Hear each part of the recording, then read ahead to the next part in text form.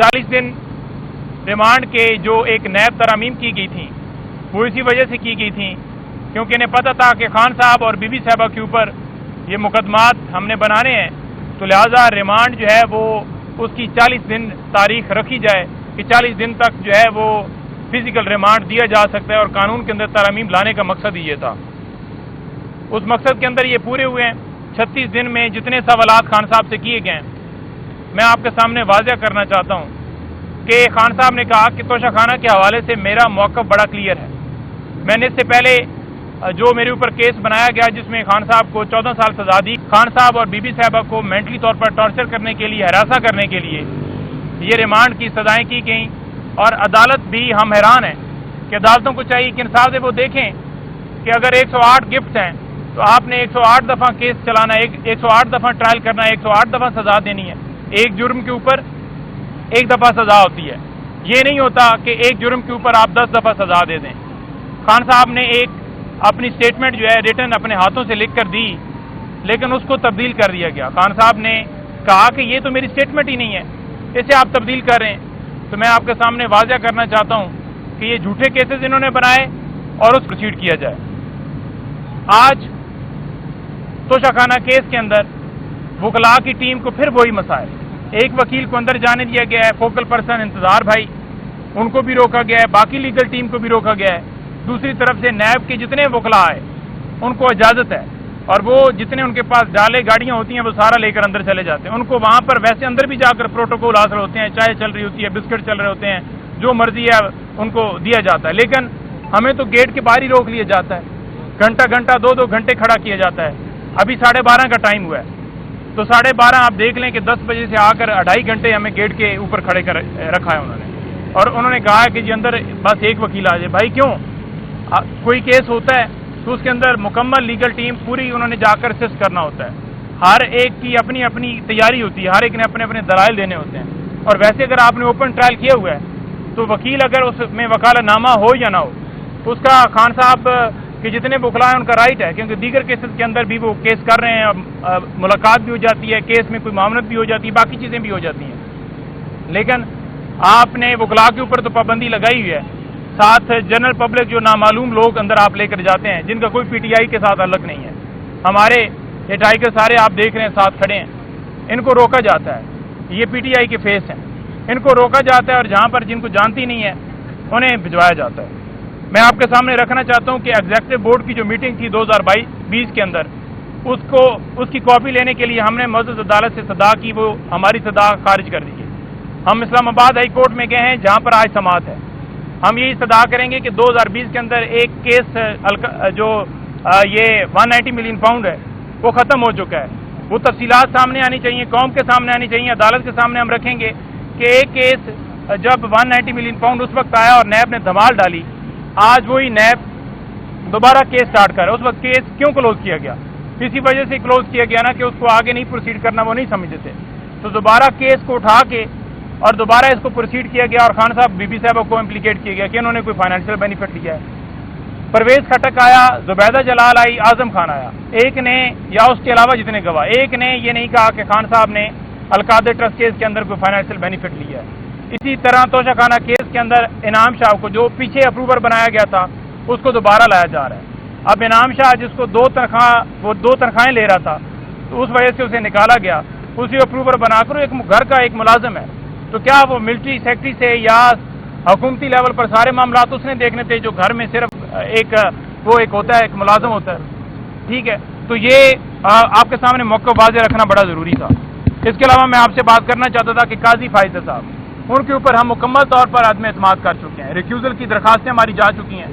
वो तमाम केसेस से जो खान साहब के हैं या बीबी साहबा के हैं या पीटीआई के हैं, उनसे खुद को अलहदा करें, क्योंकि जिस तरह हमारे से बल्ले का निशान लिया गया, हमारे लोगों को नहीं जाने दी गया, हमें लेवल प्लेइंग फील्ड नहीं दी गई, हमारे लोगों को अगवा किया गया, उसके ऊपर उन्होंने कहा कि कोई फंडामेंटल राइट्स की वॉलेशन ही नहीं हुई। दरखास्त लेकर गए, उसके ऊपर भी उन्होंने कहा कि कोई वॉलेशन हो रही है, कोई अगवा नहीं हो रहा, कोई कुछ नहीं हो रहा।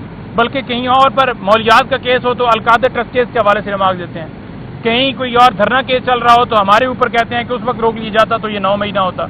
तो ये ऐसी चीज़ें करके रिमार्क दे के वो अपना माइंड डिस्क्लोज कर चुके हैं। उनकी एहलिया जो खान साहब के बारे में केसेस भी कर चुकी हैं, बातें भी कर चुकी हैं, प्रेस कॉन्फ्रेंस कर चुकी हैं उनके खिलाफ। तो ये सारी चीज़ें ऑन रिकॉर्ड हैं। तो ये जब इस तरह की सूरत हाल आ जाए तो इखलाकी तौर पर जब किसी एक जज पर एतराज़ किया जाता है तो उसे बेंच से अलहदा हो जाना चाहिए था। लेकिन आप देख लें कि आज audio leak case supreme court के अंदर लगा हुआ था, वहाँ पर मोअज़्ज़ज़ जज साहब कहते हैं कि खोसा साहब और बुशरा बीबी की जो रिकॉर्डिंग है, हो सकता है उनसे किसी ने सवाल पूछा है कि हो सकता है उन्होंने खुद रिकॉर्ड करके चलवाई हो। यानी कितनी एक मुज़क्का खेज बात है। जजेस लेटर लिख रहे हैं, लोग कह रहे हैं, वीडियो कैमरे लगाए जाते हैं, वो सारी चीज़ें ऑन रिकॉर्ड हैं और लोगों को उठाया जा रहा, अगवा किया जा रहा है, इस्तेमाल की जाती हैं। क्या कोई अपनी तस्दीक कराएगा कि अपनी पर्सनल बातें जो है वो खुद मीडिया के ऊपर देगा, बजाय ये कि वो जजेस जो इंसाफ देने के लिए खड़े हैं, जो इंसाफ के लिए आगे कदम बढ़ा रहे हैं, जो कह रहे हैं कि जिन्होंने खुद कहा है कि हमें एजेंसियों ने हमारे ऊपर प्रेशर डाला है कि आप पीछे हट जाएं इस ऑडियो लीक वाले केस के अंदर से, क्योंकि उन्होंने कहा कि आएँ बताएं किस लॉ के तहत रिकॉर्डिंग की जाती है, फिर उसे पब्लिश किया जाता है, क्यों ब्लैकमेल की जाता है, बजाय ये कि जनाब उनका साथ दिया जाता। मुअज़्ज़ज़ जज जो हैं वो उल्टा खड़े, उन्होंने कहा है कि ऑडियो लीक केस जो है उसकी जो है वो ट्रायल जो है उसकी जो प्रोसीडिंग है वो रोक दी जाए। इसके साथ मैं आपको कहना चाहता हूँ कि चीफ इलेक्शन कमिश्नर इससे हम 12 कह चुके हैं कि वो अपना इस्तीफ़ा दे। हम फिर आपसे कह रहे हैं कि चीफ इलेक्शन कमिश्नर और तमाम मेंबरान अपना इस्तीफ़ा दें। उन्होंने जो धांधली ज़दा इलेक्शन करवाया है, और मैं आपको ये भी कह दूँ कि ये जो राजा सुल्तान सिकंदर है, इसकी जो वाइफ है, इसकी जो अहलखाना है, बेटी है जो भी, इन तमाम लोगों ने मुझे वोट दिए हैं क्योंकि मैं इमरान खान का उम्मीदवार था और मेरा जो हल्का है उसके अंदर इनका गांव है जिसका नाम है छांट। अब जो छांट है उस मौजे से ये सैकड़ों की लीड से हमने अल्हम्दुलिल्लाह इस जो राजा सुल्तान सिकंदर, इसने तो वोट नहीं दिया, इसको अल्हम्दुलिल्लाह हमने हराया है और वहाँ से भी कप्तान के जो है उम्मीदवार जीते हैं। और जिसके अलावा मैं कहना चाहूँगा कि मिलिट्री ट्रायल देखें, 88 लोग हमारे मिलिट्री कस्टडी में हैं और 88 लोगों को फेयर ट्रायल नहीं दिया जा रहा। 1 साल हो गया फिजिकल रिमांड के ऊपर उन्हें रखा हुआ है, उनके साथ नारवा सलूक किया जा रहा है। हसान न्याजी के ऊपर तशद्दुद किया गया, हैदर मजीद हमारे एडवोकेट उनके ऊपर और बाकियों के ऊपर, ताकि वो कोई वादा माफ गवाह बने, कोई गवाही दें कि 9 मई करवाने वाला इमरान खान है। तो उन्हें ना कोर्ट में पेश किया जा रहा है, एक मिलिट्री कस्टडी के अंदर रख के 2 दिन के अंदर फैसला महफूज कर लिया गया है क्योंकि सुप्रीम कोर्ट ने स्टे दिया हुआ है। सुप्रीम कोर्ट को चाहिए था कि उनकी कस्टडी सिविलियन के पास भेज दें, लेकिन उन्होंने ना कस्टडी भेजी और ना ही उन्हें आज तक, हो सकता है उनकी सजा ही 6 महीने बनती हो, 1 साल से आपने उन्हें अपने पास कस्टडी में रखा हुआ है। तो हम फौरन मुतालबा करते हैं कि उनका केस लगाकर जो भी फैसला करना है, नाइंसाफ़ी करनी है लेकिन फैसला किया जाए। फिर मैं आपके सामने सोशल मीडिया के हवाले से बताना चाहता हूँ कि हमारे टाइगर्स को, हमारे मुख्तलिफ उनकी फैमिली को, उनके भाइयों को अगवा किया हुआ है जो किसी कोर्ट के अंदर पेश नहीं किया। अजहर मशवानी हो या दीगर हमारे दोस्त जितने भी, उनके भाई जितने अगवा किए, उनको नहीं पेश किया जा रहा। तो हम ये इस्तदा करते हैं कि उन्हें पेश किया जाए अदालत के अंदर, जो फेयर ट्रायल उनका हक है। अगर उनके ऊपर कोई मुकदमा है तो आप उनको इम्प्लीकेट करें। जब इस्लामाबाद हाई कोर्ट या मुअज़्ज़ज़ जज कोई खड़ा होता है तो उसके ऊपर फ़ौरन उस साफ़ी को भी कश्मीर के अंदर से बरामद कर लिया जाता है या कहीं ना कहीं इम्प्लीकेट कर दिया जाता है मुकदमे में कि ये फलां नाके से पकड़ा गया।